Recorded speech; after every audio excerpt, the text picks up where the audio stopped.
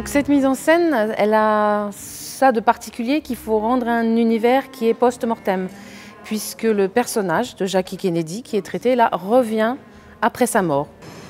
Je préfère être raccrochée à toutes ces images de moi et traîner derrière elles. Ainsi, je n'ai besoin de m'occuper de rien.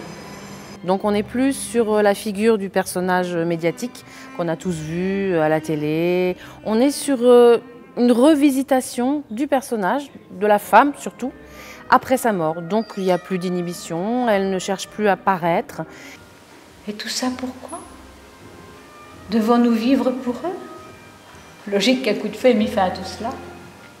Elle dit ce qu'elle a envie de dire, dans l'ordre où elle a envie de le dire, et ça c'est des fois perturbant et des fois très amusant parce qu'elle passe du coq à l'âne. Mais pas ma taille, elle n'est pas soulignée, et mes cheveux non plus ne sont pas bétonnés, ils sont laqués.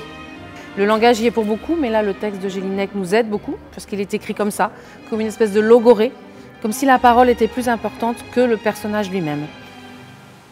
Il faut se taire le plus bruyamment possible dans le silence pour inspirer à d'autres des sensations, comme on fait prendre ses médicaments à un malade.